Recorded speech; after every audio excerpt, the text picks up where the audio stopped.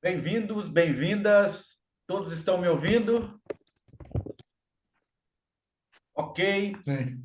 Então, só para quem está hoje pela primeira vez, né? Toninho, a Érica, as outras pessoas aqui. Tem um iPhone aqui, deve ser a Marília, né? A gente está fazendo esse encontro que chama Satsang, é denominado Satsang. O Satsang é um convite, é um encontro com a verdade, né? Então, é um encontro com a sua verdade, um encontro consigo mesmo. É um reconhecimento, é um encontro para que você faça um reconhecimento de si mesmo, né? E a gente vai fazendo aqui apontamentos para que você, através da sua experiência, faça isso, né? E eu estou sugerindo, né, o apontamento de hoje, que é nascimento, morte, continuidade, ok? Que é o nosso tema de hoje. E a gente está mostrando e pede para vocês olharem para a experiência direta, tá? E aí, qualquer coisa, podem perguntar aqui, né? Interromper, se tiver alguma dúvida. Então, é um convite à investigação. É isso que a gente está fazendo. Vocês vão investigar. E eu vou fazer esses apontamentos, né? Então vamos lá. Qual é a experiência que você tem em relação a nascimento? O que que a gente tira esse conceito de nascimento? A gente esquece esse conceito de nascimento e a gente olha para a experiência do nascimento, tá? O nascimento de si mesmo, né? O seu próprio nascimento é alguma coisa que eu acredito que ninguém tenha a experiência, a memória, a lembrança desse fato, né? Então a gente tem a experiência do nascimento de você presenciar nascimentos. O que que é o nascimento, né? Aquilo que surge, aquilo que não estava e que agora está, ok? Vamos pegar essa experiência. Aquilo que não estava e surgiu. Ah, o nascimento dos animais, né? Vamos começar olhando o nascimento dos animais. Você pega um ovo, né? Um ovo de galinha. Se você não comer aquele ovo, e você colocar esse ovo para chocar, para a galinha chocar, daqui a pouco as condições ali, né? Se forem condições propícias, elas vão gerar o aparecimento daquele ovo de uma vida, né? Então vai nascer ali um pintinho, né? Ele vai bicar a casca e uma hora ele está surgindo, né? Então vamos ver esse nascimento como algo que estava ausente, completamente ausente, e de repente surge, né? Assim que é, né? Então você vê o nascimento humano, o espermatozoide, hoje a gente sabe, né? Que é através da relação sexual do espermatozoide encontrando o óvulo e depois havendo a multiplicação das células, existe ali um projeto pronto, um projeto do corpo humano pronto. A mesma coisa no ovo, existe o projeto daquela ave pronta. Na semente existe a árvore, o projeto da árvore pronto. A gente vai ter que colocar as condições propícias para que esse projeto venha a se desenvolver, a florescer, a aparecer. Então, isso é o nascimento, né? Eu estou dizendo aqui que a relação sexual nos povos primitivos não havia essa referência, né? Os povos primitivos, em algum momento, achavam que a mulher passou em algum lugar, que aconteceu uma intervenção divina, né? Apesar do fato de se relacionar sexualmente, eles não faziam essa ligação, né? Então, mais tarde é que houve essa consciência, né? E mais tarde a ciência nos deu essa resposta, como o nascimento ocorria, né? O nascimento, na verdade, o início, né? Na fecundação, o espermatozoide, o óvulo, o desenvolvimento do feto, o amadurecimento até o momento do parto, e aí surge um novo ser. Então, eu queria que vocês colocassem bem uma diferença. Um ser que não existia passa a existir. Algo que estava ausente passa a ficar presente. Então, uma planta, né? Então, uma semente, ela tem dentro dela a árvore, o arbusto. Quando isso existem condições, né, propícias, ele floresce, ele nasce. E aí ele floresce em algum momento.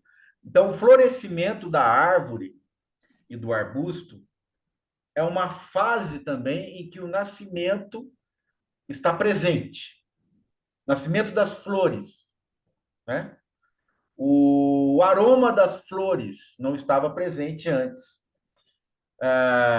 A polinização através das abelhas, o nascimento depois do fruto.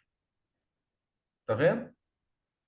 Então, todo nascimento é algo que estava ausente e que apareceu. É uma coisa óbvia, uma coisa simples, mas a gente tem que olhar para essa experiência. Concorda? E todo nascimento traz em si uma morte. O que é a morte?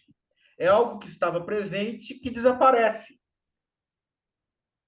Então, nascimento, algo que estava ausente que aparece. Morte, algo que estava presente que desaparece. Quando a semente está presente e germina e se transforma numa árvore, a semente desaparece. Quando o ovo é chocado e nasce uma ave, o ovo desaparece. Quando o feto nasce, a vida intrauterina desaparece. Quando o tempo passa, o bebê desaparece e surge uma criança, um menino, uma menina. Então, quando o menino desaparece, ou a menina, surge a jovem, o jovem, o adolescente. Quando o adolescente desaparece, surge o adulto. Quando o adulto desaparece, surge o velho. Quando o velho desaparece, o corpo desaparece. Eis a morte, como a gente chama, né? Mas a todo momento a morte está presente e o nascimento está presente. Todo momento que a gente olha para tudo, tudo está nesse processo. Nascimento e morte andam juntos. Ok? Esse é o apontamento. Então, na verdade, não há nascimento e não há morte, mas há o quê? Continuidade. Tá? Então, aí a gente começa a olhar a realidade de uma outra forma, apesar da gente saber isso intelectualmente, aqui no satsang a intenção é que você coloque isso na experiência direta do olhar, do sentir, do ouvir, do ver, né? O satsang começa atrasado. De repente a gente está aqui nos apontamentos. De repente o satsang cessa. Ou seja, o satsang não existia, passou a existir e depois deixou de existir. Aí vai aparecer a gravação do satsang,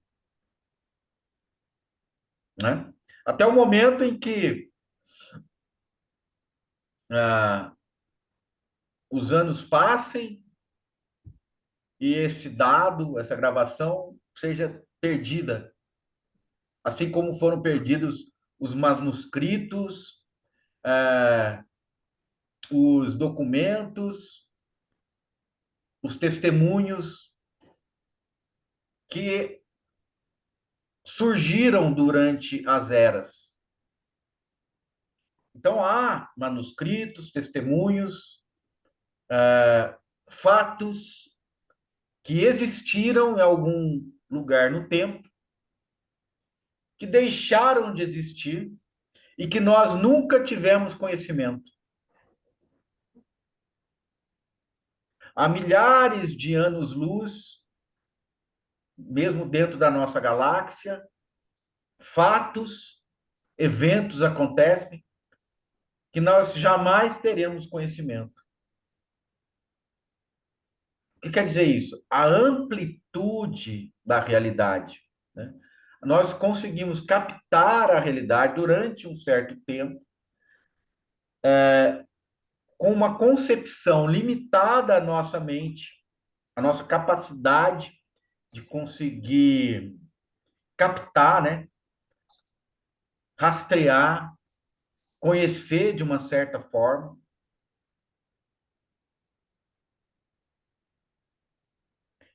e depois esquecer.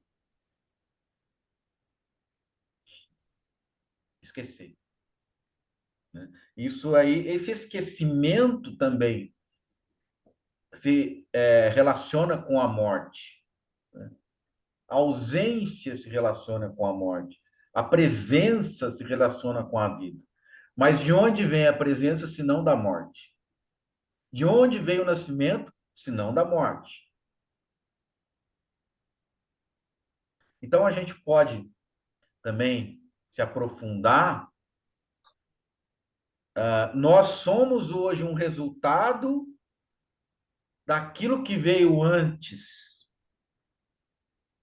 E o que estava antes, né? A nossa mente de jovem, a nossa mente de criança, a nossa mente apagada da cultura, da língua, somente com as impressões imediatas, sem significado cognitivo, que é a mente do bebê, né? A mente em branco. E antes de surgir a mente em branco, da onde veio essa consciência, essa realidade, essa mente, esse corpo, de alguma situação anterior?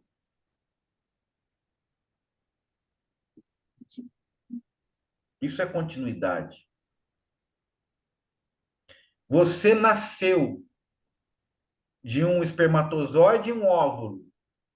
O espermatozoide fecunda o óvulo e nasce. Da onde veio o espermatozoide? Se não de outro espermatozoide, se não de outro óvulo, se não de outros corpos. Então, o nascimento não é o surgir do nada. O nascimento é o surgir de todas as coisas. Então, nascimento, se você olhar para aquilo como algo surgindo de forma isolada, esse olhar é um olhar equivocado. todo nascimento não surge do nada, não surge isoladamente. Todo nascimento é um resultado daquilo que antecedeu aquele fenômeno, mas isso que antecede o fenômeno não é também isolado. É o resultado do conjunto de todas as coisas se interrelacionando, intercomunicando, né? Exemplo: o que é continuidade? O que na sua experiência direta? Você respira continuamente. O seu coração bate continuamente. Você continuamente consegue digerir alimentos, consegue ingerir água que sacia a sua sede. Então, mas a maior continuidade que você pode experimentar de momento a momento, sem que você tenha, inclusive, consciência disso, é o ato de respirar. Você não percebe que respira, mas isso é continuidade. Nós podemos trazer essa visão a uma metáfora que Buda trouxe, né? Que seria a chama de uma vela. Quando você acende uma vela, surge a chama. A chama continua existindo porque existem condições que propiciam a existência da chama. O pavio encontrando com a parafina.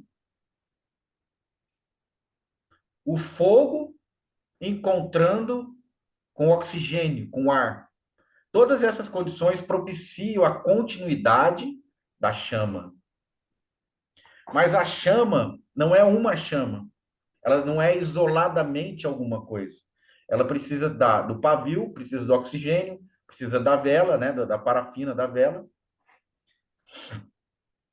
E aí a gente vem observando que, assim como a respiração, a vela também é uma continuidade, uma sequência de chamas. Ela não é uma chama só. Tanto que ela pode se movimentar. São várias chamas surgindo ininterruptamente. Então, aqui, na realidade, são vários momentos surgindo ininterruptamente, assim como quadros em um filme.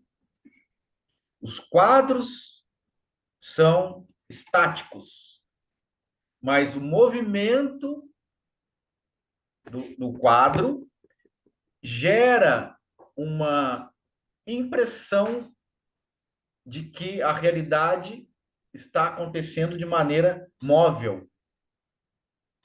E a gente vê isso nos filmes. E a gente talvez esteja presenciando isso também, né? Será que o tempo não é todo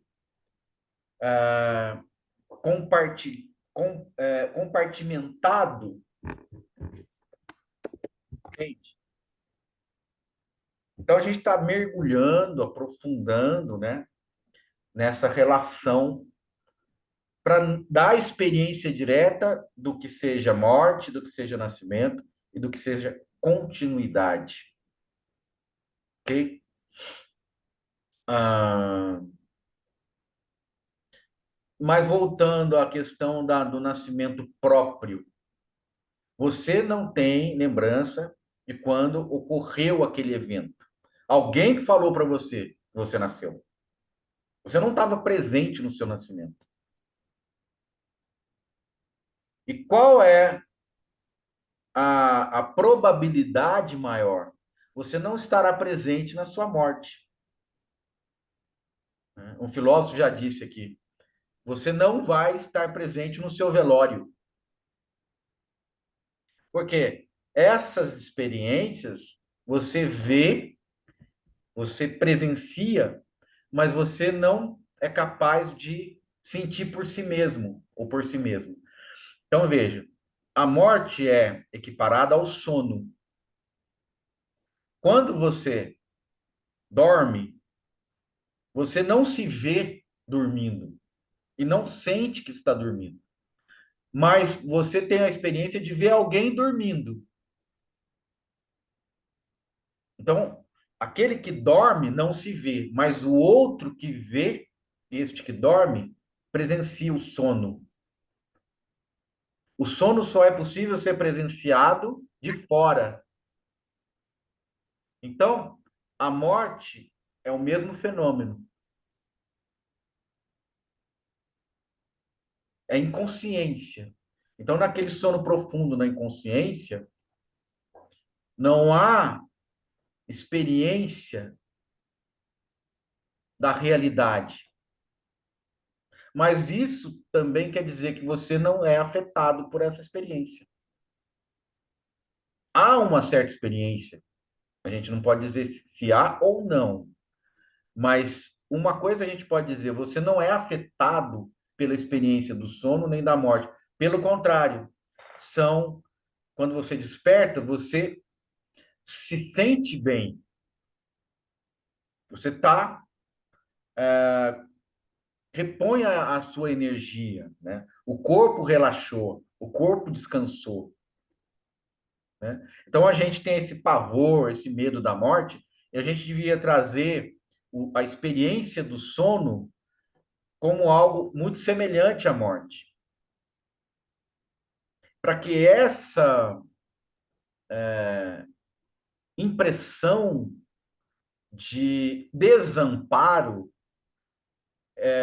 possa desaparecer, né? O que significa para nós a morte? Um desamparo. O que a gente busca no fundo? Não é ser feliz, não é despertar espiritualmente, não é evoluir. A gente busca a cessação do medo, a sensação da tensão de viver, a sensação de não saber como a realidade é, a sensação de não saber se a vida tem um propósito ou não tem um propósito, a sensação de ter dúvida em relação a tudo que existe. E o que nos torna plenos? A segurança.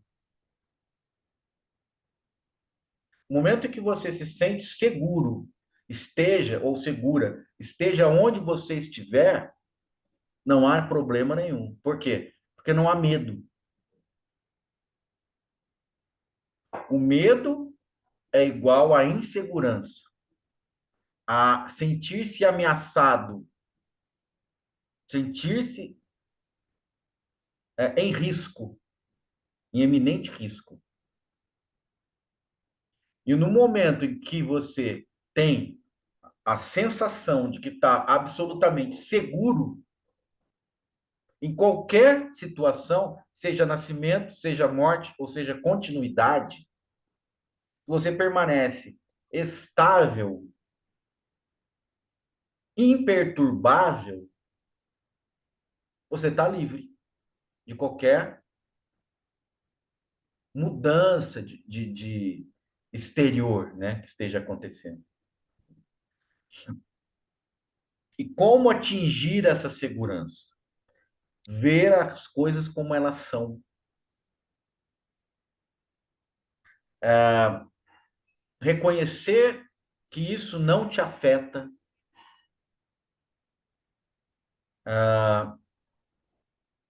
Aceitar que é assim.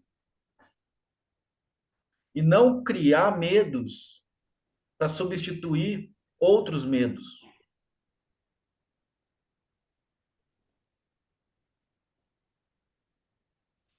não precisa você atingir uma evolução de algum grau, alcançar algo que está naquela graduação que a sociedade coloca, que a cultura coloca. Não é necessário um despertar espiritual, porque isso também, essa palavra, despertar espiritual, é algo muito vago, algo muito abstrato. A gente imagina que é uma coisa, né? Então, ah, muito do nosso sofrimento é imaginado. O que poderá acontecer, o que poderá deixar de acontecer. Agora, tudo isso está ligado ao medo do que virá, né? Se eu tenho uma segurança, se eu tenho uma sensação de uma estabilidade, eu não me importo com o que virá.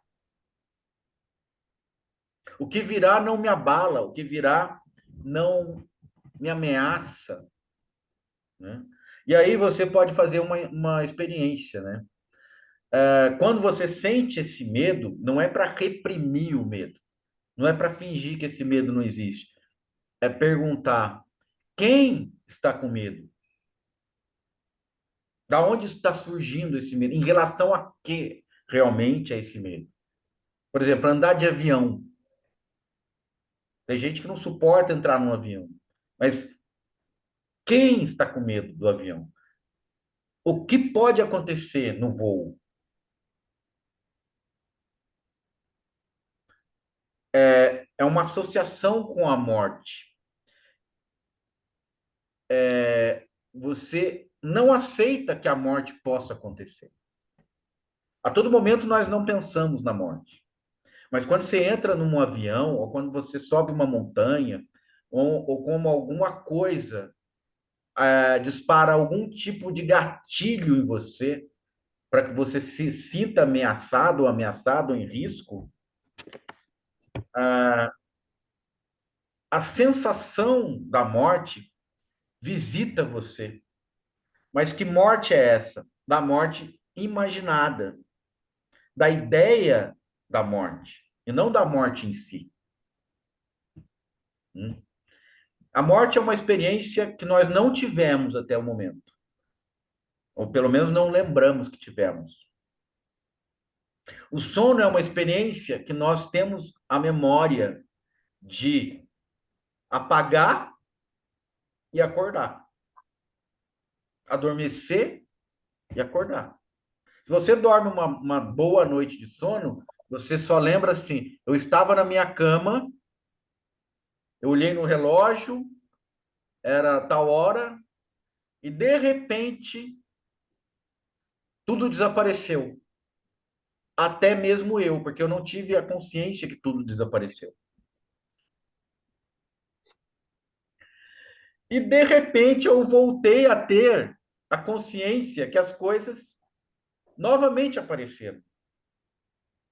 Então veja, se a gente for trazer para a nossa situação aqui de hoje, nosso tema, durante o sono todas as coisas morrem. Durante os despertar, todas as coisas nascem, surgem novamente.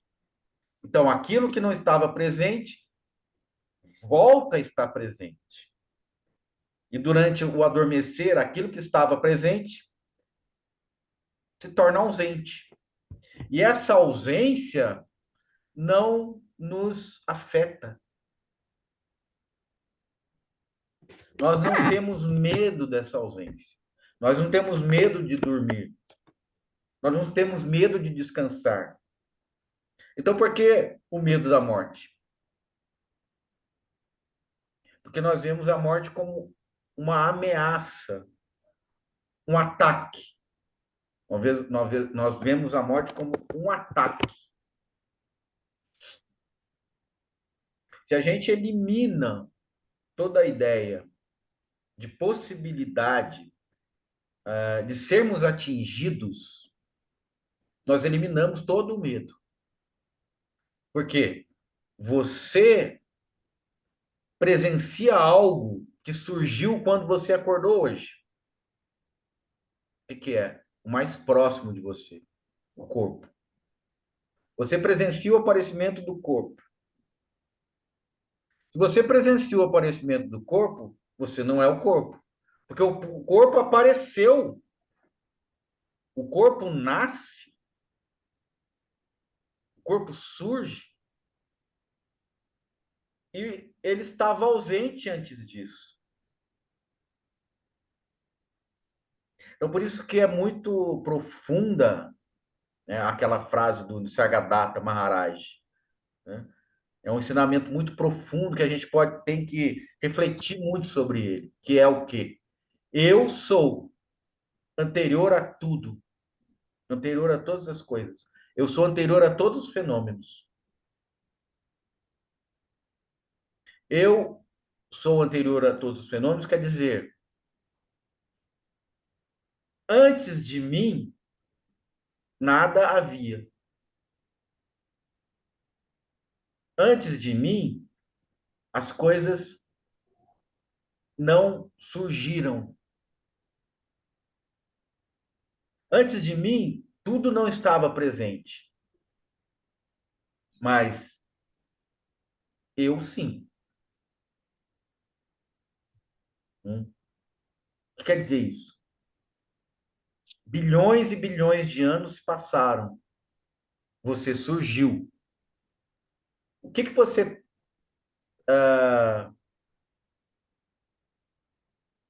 traduz, né, como esse surgimento?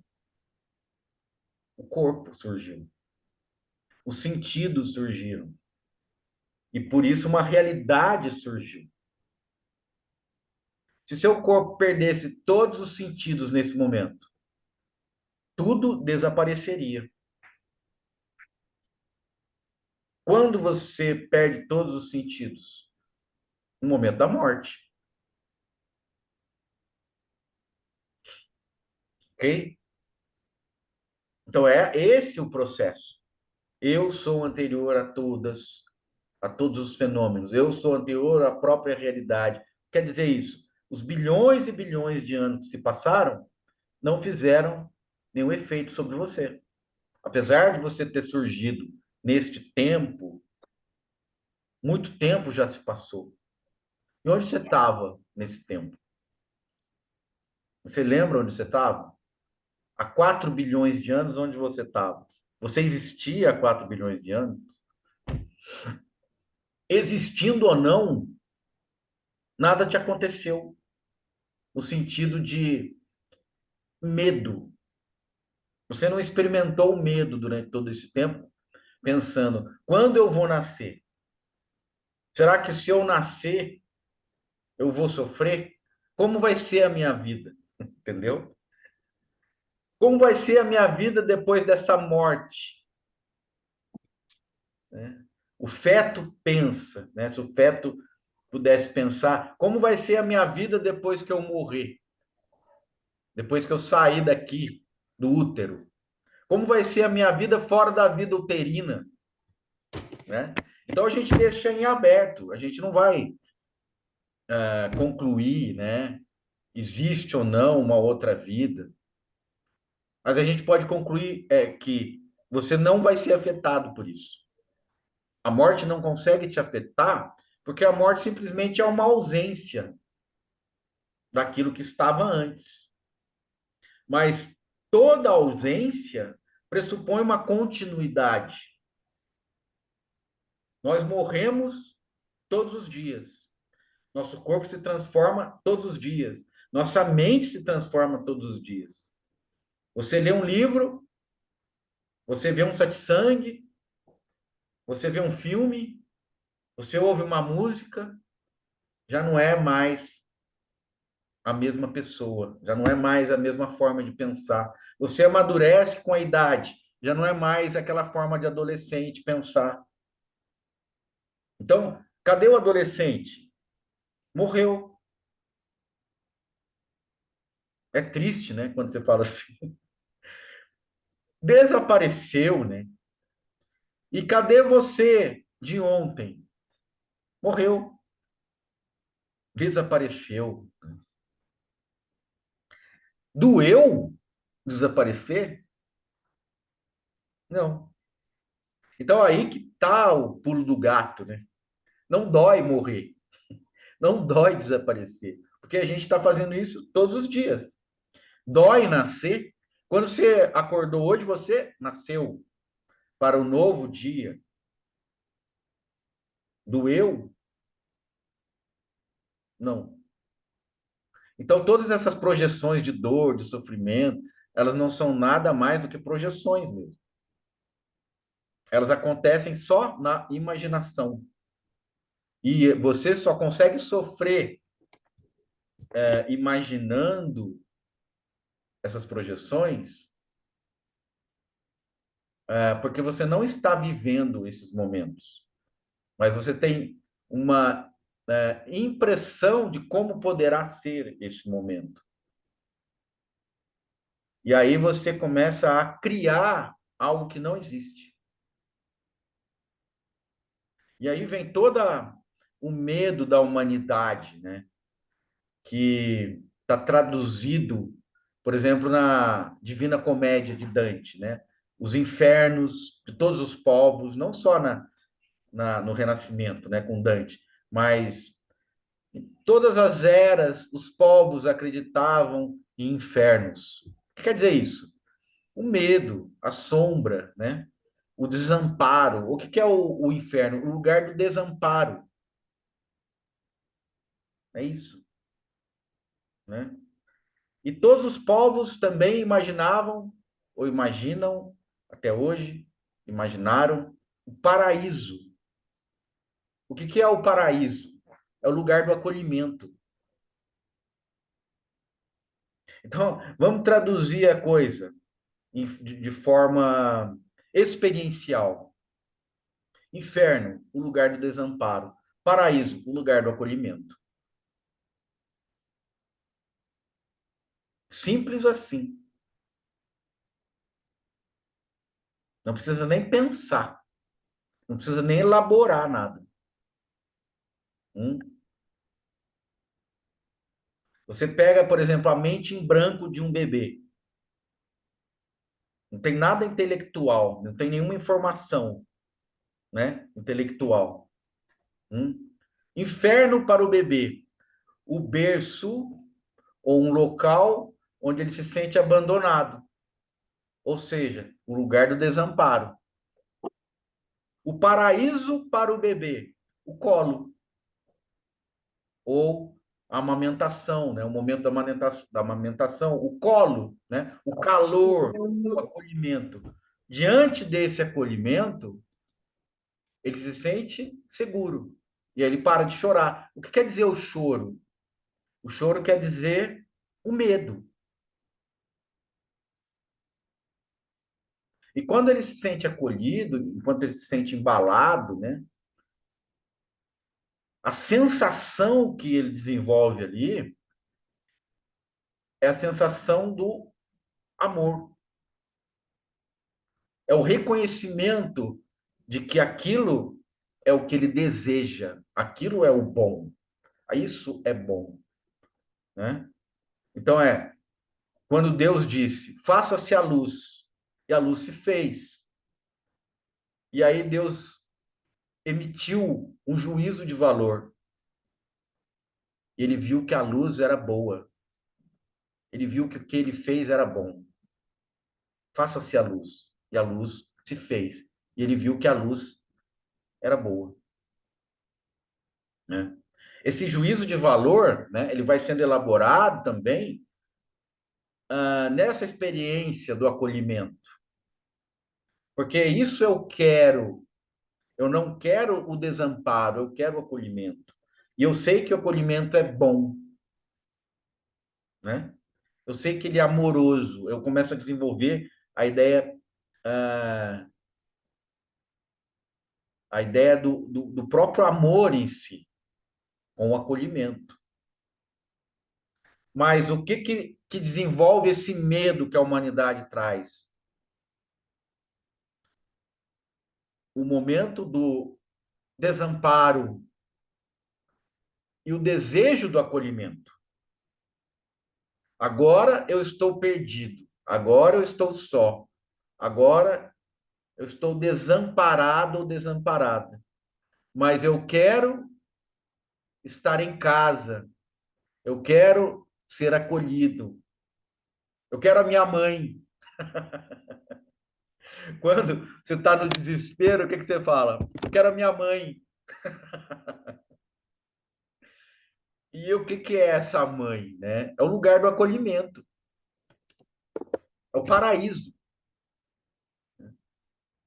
Então é simples, é muito básico, né?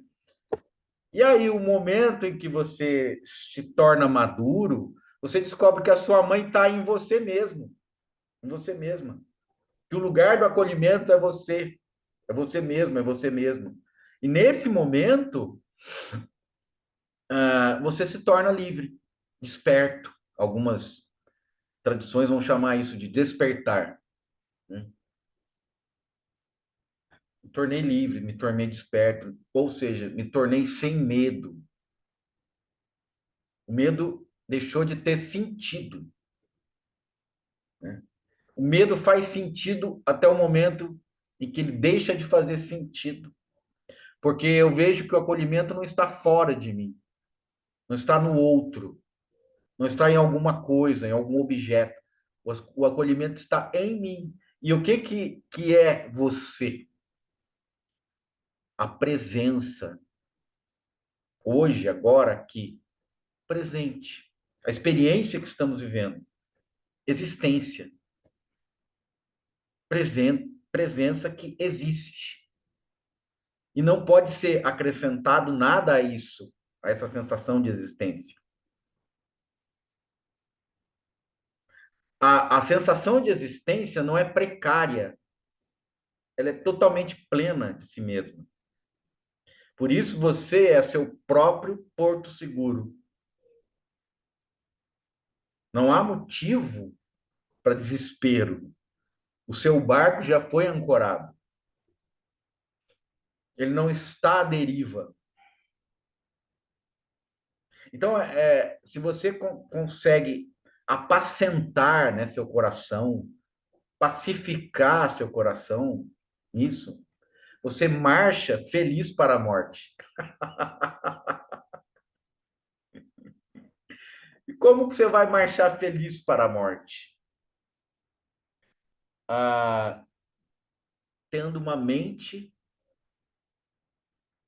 calma, fazendo disso uma experiência diária, transformando isso na sua normalidade. Ok? Então veja,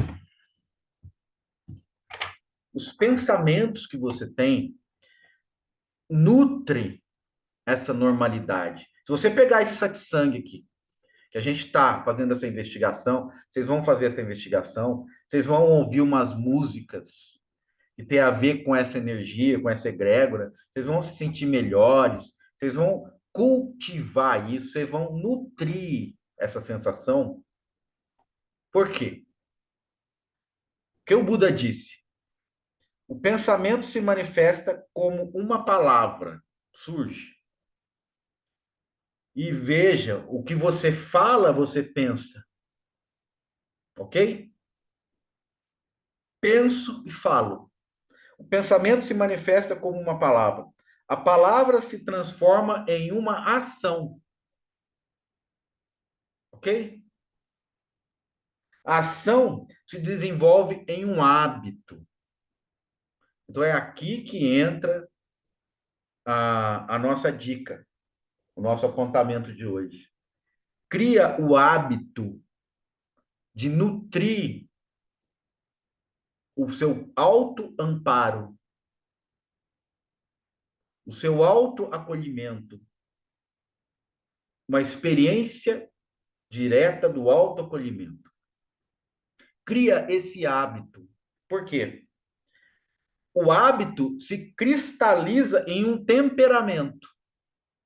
Se você tem um temperamento explosivo, reativo, ou nutrido pelo medo, pela raiva, é porque você tem hábitos assim, você tem palavras assim, você tem ações assim, você tem pensamentos assim. Ok? E aí ele fala: e o hábito se cristaliza em um temperamento.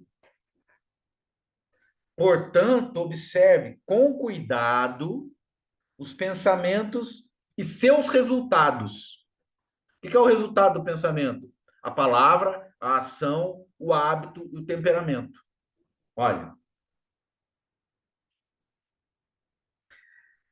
faça com que eles brotem do amor, os pensamentos, né? Como os pensamentos brotam do amor? O que é o amor?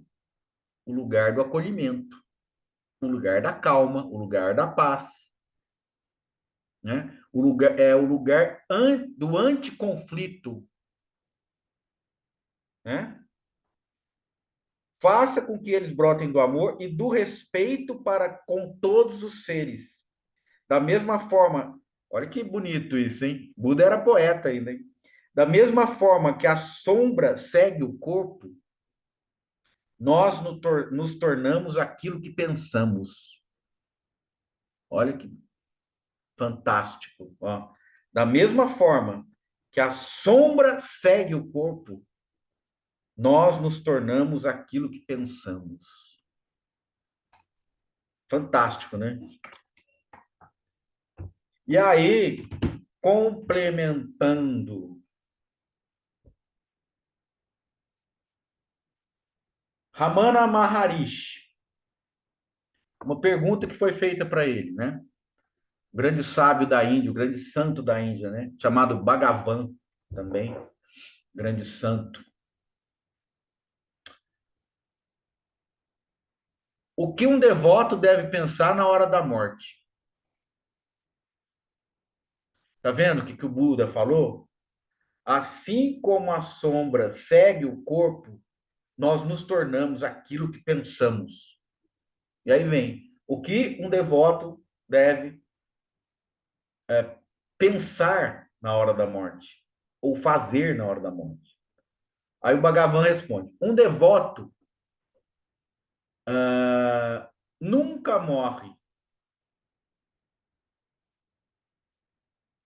Ele já está morto. Então ele para, espera para um tradutor competente, né? Isso foi um caso que aconteceu, né? Devaraj entra, Bhagavan completa a resposta. O que um devoto deve fazer na hora da morte? O que ele pode fazer? O que quer que um homem pense em sua vida, o que quer que um homem pense em sua vida, ele o fará em seu último momento. Ó, o homem mundano pensa em seus assuntos mundanos e o devoto em devoção e assuntos espirituais. Mas um gnani, que é um desperto, né, sem pensamentos de qualquer tipo, permanece o mesmo. Seus pensamentos tendo morrido há muito tempo, seu corpo também morreu com eles. Portanto, para ele não existe morte. Novamente, as pessoas temem a morte porque temem perder seus bens. Quando vão dormir, não sente medo algum. É isso que a gente estava falando, né?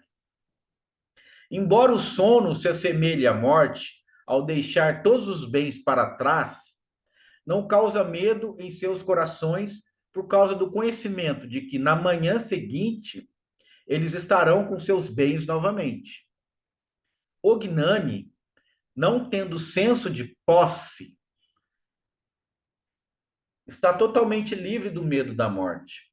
Ele permanece o mesmo depois da morte como antes dela. Hum? Quer dizer, o sentido de posse deixou de ter sentido. Então, o processo é o mesmo, né? Por que que atrás do sentido de posse, ou a base do sentido da posse, é o mesmo, que medo, medo, desamparo. Ou seja, sem os meus bens, desamparado dos meus bens, eu estarei no lugar do desamparo, eu não estarei no lugar do acolhimento. Isso me deixa com medo, porque os meus bens me constituem esse estado de coisas favoráveis para que eu continue confortável e seguro. Eu dependo dos meus bens para continuar seguro, confortável e seguro. Então, quando existe essa ação, né, que aí o Bhagavan chama de mundano, então eu me preocupo com os meus negócios mundanos. Eu quero a continuidade desses negócios. E por que que eu, na hora do sono, não fico desamparado? Porque eu sei que no outro dia surge novamente aquela pessoa que possui aqueles bens, né? Para o devoto, o amor, aquilo que ele se devota, né? Seja um santo, seja Cristo, seja Ramana, seja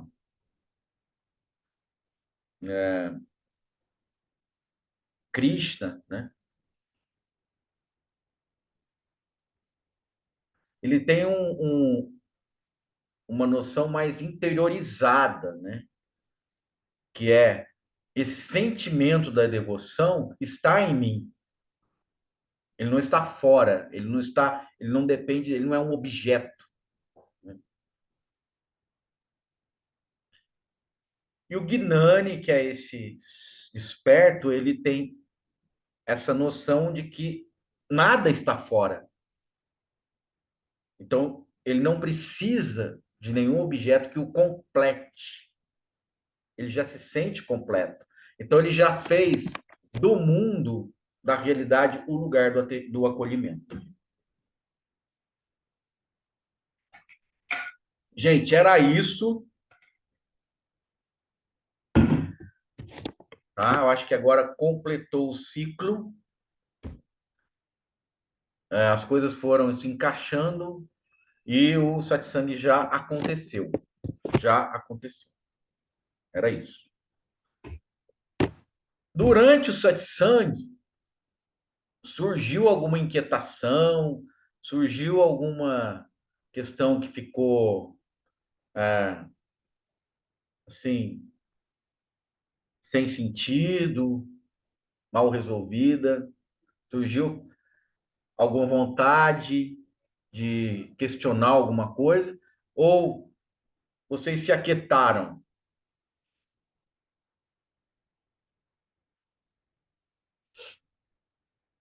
Como que tá aí?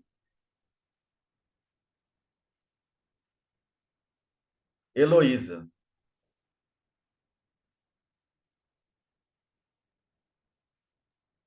Lendo meu pensamento, né?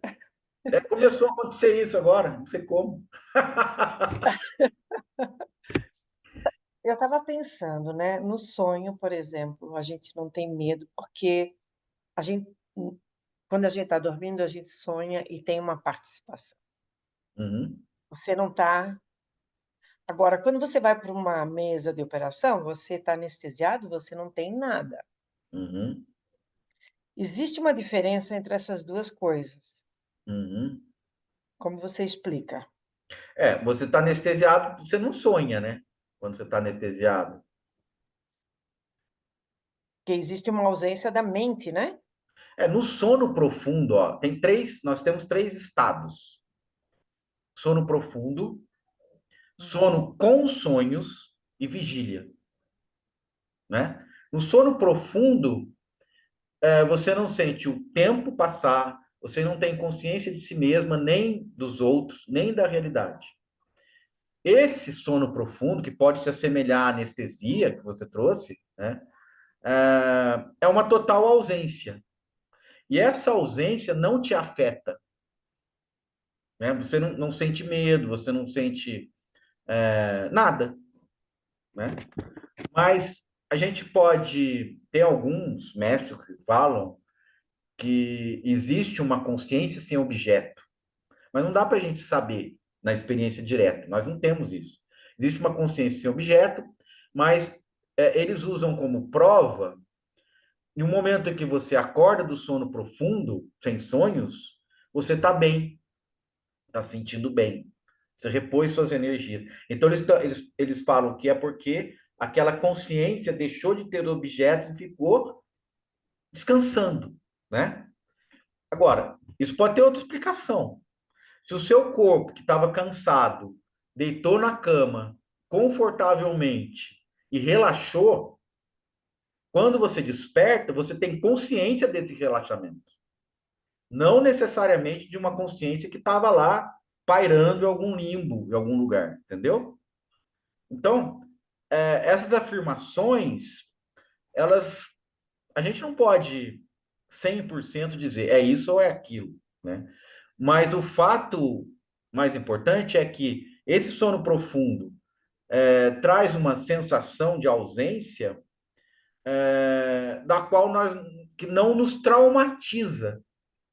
Eu acho que a maior vantagem, entre aspas, é essa. Você não traz nenhum trauma disso, Que né? a gente sabe que vai acordar e vai ter a continuidade. Nem sempre, porque isso é um pensamento ainda. E durante o sono não tem pensamentos. Se for um sono sem sonhos, ele não tem pensamento, tanto que você dorme e não pensa assim, nossa, estou dormindo. Você não pensa isso, porque você não sabe em nenhum momento que você começou a dormir. Mas quando você vai acordar, você sabe, eu estou acordando. Então você não pode dizer que vai ter certeza que vai surgir a realidade novamente, com as mesmas coisas, com o seu quarto, com a sua casa, com o seu corpo, porque você pode morrer dormindo, né? E aí, vai surgir o quê? Se você morrer dormindo, o que que surge depois? Não sei, né? Isso. E não tem importância. Qual que é a maior importância nisso? É você não estar sofrendo, não estar com medo. O que que gera esse sofrimento? O sofrimento psicológico. Se você achar que você vai dormir e vai morrer dormindo, você não dorme. Porque daí, se você tiver essa consciência muito próxima de você, você vai falar assim: não, eu sei que eu vou dormir e vou morrer, então não vou dormir. Né? E o que, que é aquela sensação, aquele pensamento? Um sofrimento psicológico que não está acontecendo. O que, que é o medo? Algo que não aconteceu ainda, mas que pode acontecer segundo você entende. É provável que todos nós aqui morramos dormindo, mesmo esta noite. É provável, mas é pouco provável. É provável que você pegue um avião, o avião cai e você morra. Mas é pouco provável. Mas é provável. Né? E quando você começar a admitir isso e investigar o medo que você tem e ver que esse medo não tem fundamento, por que, que não tem, Luiz? Porque se você morrer dormindo, você não vai perceber que morreu. Se você não morrer dormindo, você não vai perceber que morreu. Se você morrer, você não vai perceber que morreu. Por quê? Porque quando você dorme, você não percebe que você dorme. Agora, você pode acordar num outro mundo? Pode. Você pode não acordar nunca mais? Pode. Está em aberto. Mas de uma maneira ou de outra, você não precisa sentir medo disso. Porque em qualquer uma das situações, você está tranquila, né? Porque a existência das coisas surge e desaparece. Surge e desaparece. Como? Um momento que você já teve medo, um momento traumático, um momento de luto que você passou, todos nós passamos. O luto surge, no outro dia ele desaparece, surge novamente com uma intensidade menor, desaparece, surge novamente com uma intensidade menor, desaparece até o momento que ele desaparece totalmente. Fica a saudade, né? Pode até um trauma que você não curou permanecer crônico, né? Mas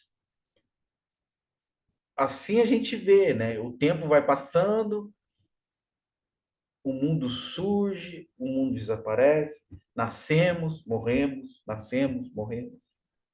Morremos aqui para essa realidade, podemos nascer em outra realidade.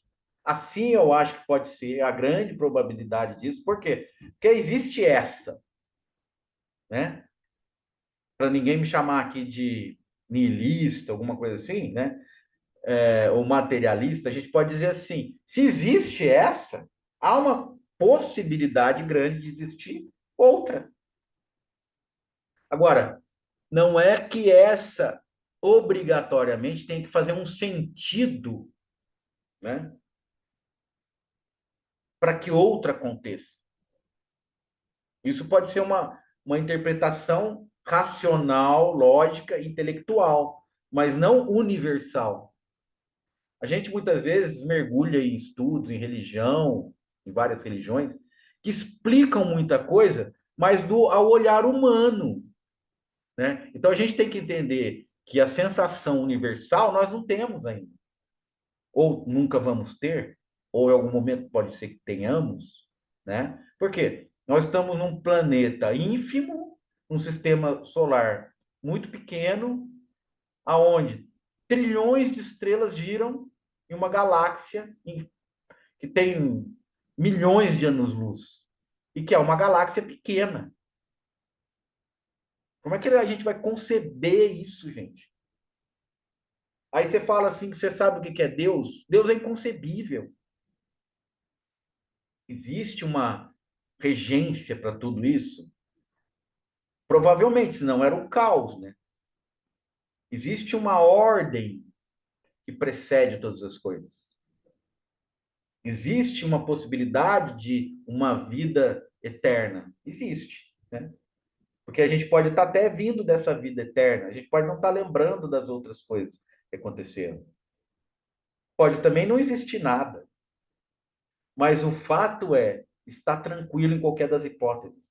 Encontrar o lugar do acolhimento, do amparo em si mesmo, independente daquilo que acontece ou deixa de acontecer exteriormente.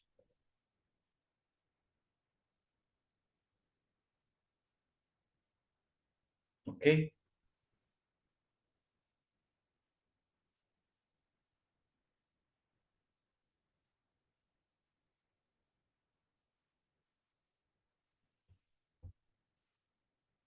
Érica, Oi, tudo bem? tudo você? Também estava lembrando aqui, Hum. na época que eu ia lá na sua chácara, que você me passava para buscar em casa, Ai, fazem lá, 12 anos. legal. Isso mesmo. 12 anos, Ó, muito tempo. faz 12 anos? É. 12 anos, foi no ano de 2012 aquilo. Caramba, meu. Nossa senhora, tá vendo? É muito Depois rápido. eu fiquei morando em Guaratinguetá até 2018. Aham. Depois eu fui para fora, voltei, E você tá mas eu bem? tenho saudades daquela época Ah, que a tem gente sim. se Era reunia, muito que eu, legal. Luiz também. É, Era muito sim. legal. Aí depois veio a pandemia, aí o pessoal começou a distanciar. É, Aí surgiu aqui, ó, nosso sangue de hoje. Surgiu esse grupo aqui. então, que bom, pelo menos teve esse ponto positivo aí da pandemia a forçar as pessoas a se reunirem online, senão eu nem ia estar vendo vocês. E eu Verdade. estava pensando, há uns 2, 3 dias atrás, eu estava pensando exatamente isso que você falou. Não tem como o ser humano conceber na sua totalidade o que é Deus, porque nós somos não é nem uma partícula, algo muito menor desse todo. Sim, Não tem como a gente compreende o que está aqui mal ainda, né? E nem sim, compreende muito bem o que está aqui. Imagina universos e universos, porque dizem que tem vários universos, não é só esse. sim. Eu acho que o que a gente pode fazer, que a gente está apto a fazer a todo momento, é sentir. É, sabe? isso alcança mais do que o intelecto, isso é verdade. A É, sensação alcança é. mais. É. E aí É eu porque a gente pego. está conectado com esse todo, né? Estamos conectados, fazemos Na parte desse verdade, corpo Érica, todo. tem uma outra situação também, né? Se a gente começa a falar, eu estou conectado com tudo, isso já pertence ao mundo intelectual, né? Ah, é? Já é do pensamento, né? Uhum. Qualquer conclusão que a gente tenha, a gente está interpretando alguma coisa, né? O que que você quer interpretar? Você quer trazer para o seu modo de conceber as coisas. Você quer tornar aquilo explicável, né? Então, Sim. isso aqui É. que a gente está fazendo é mais uma desconstrução, tá? Então, Ah, esse sentir, entendi. o sentir é assim, você acordou, foi tomar café, olhou para o céu, o sol bateu no seu rosto, você tomou um susto, assim, de uma beleza, o vento bateu no seu rosto, você viu o céu azul, aí você ficou tão, assim, extasiada, e de repente falou, nossa, que bonito que tá hoje, hein? Acabou tudo. É verdade. Na hora que já aconteceu isso comigo. Na hora que você começa a racionalizar, aquele êxtase Acabou. desaparece. É. É, Então é por quê? Porque a gente está tentando encapsular o momento é, que é eterno, que ele é intangível, que ele é inconcebível, né? Quando a gente é. está chegando perto de Deus, né? A gente empurra Deus para longe quando faz isso, né? Assim, está chegando nessa inspiração, nesse sentir, né? Porque o que é o amor? É sentir o amor. Você não Uhum. pode pensar o amor, né? O É, amor não é pensado, o amor é sentido. Então, a beleza é sentida. Então, as emoções mais sublimes e elevadas se traduzem em sentimentos e não em pensamentos, né? é. A arte, por exemplo, a Sim, gente não precisa entender, mas você sente que é aquilo. bonito, não é? É, Você vê a beleza, né? Agora, você vê a beleza não é você ter ideia da beleza. A beleza em si, ela é sentida, né? O amor em si, ele é sentido. Mas se você, a vida em si, ela é sentida. Mas se você tenta traduzir a beleza, traduzir o amor, você vai chegar em conceitos que é fora daquilo, que é uma representação daquilo, né? Então, o que isso. que é a vida? Ah, a vida é isso, isso, isso. Você está tentando representar uma realidade que não pode ser dita nem representada.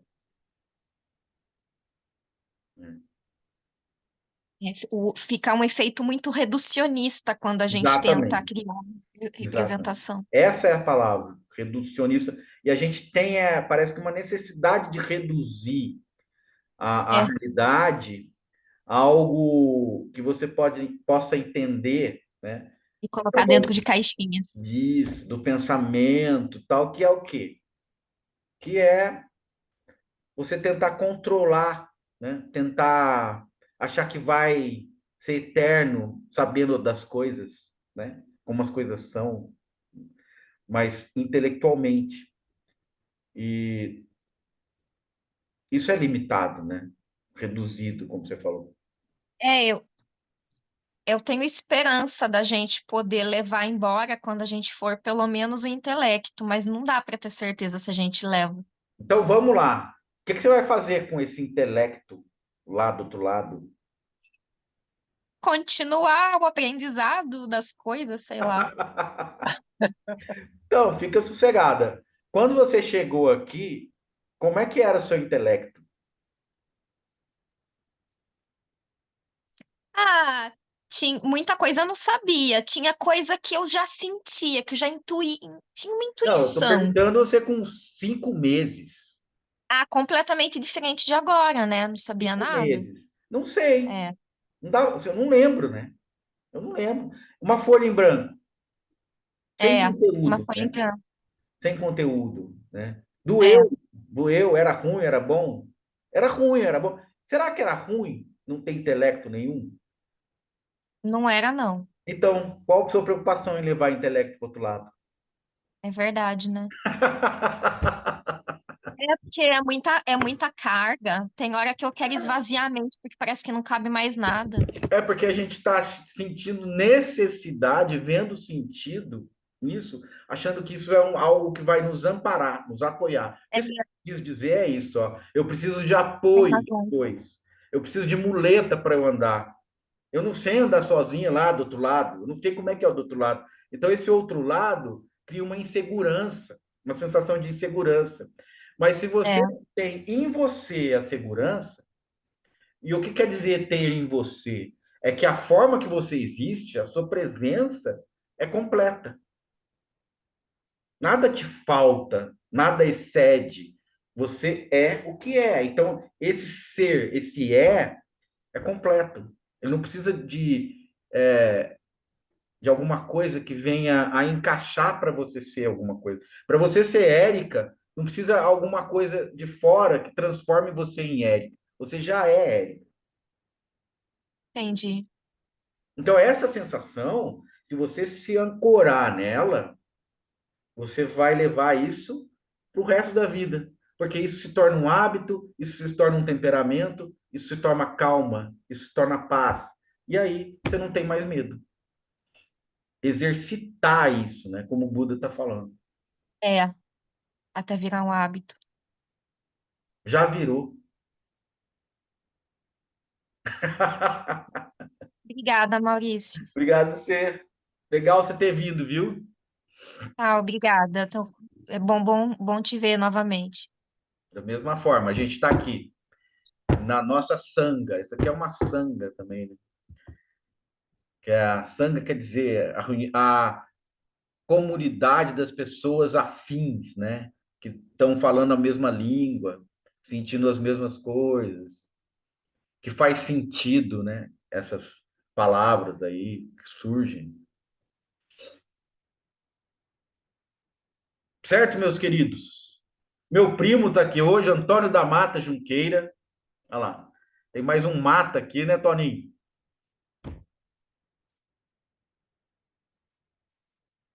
Boa noite. Boa noite, Toninho.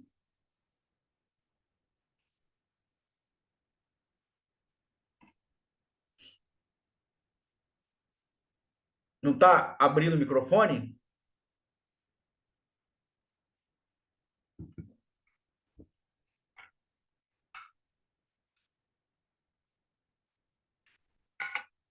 Acho que não conseguiu.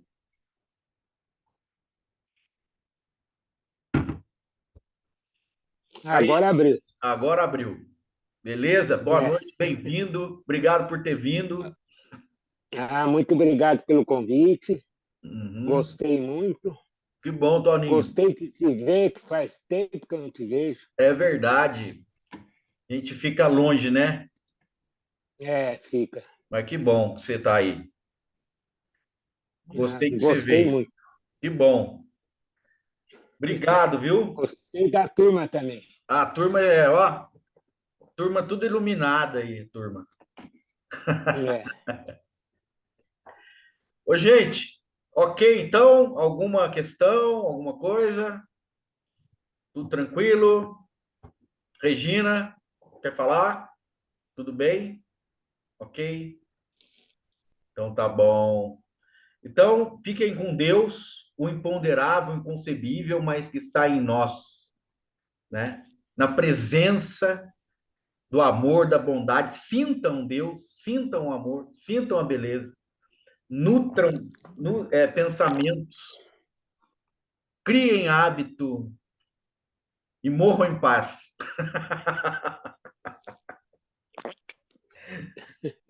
Tudo de bom.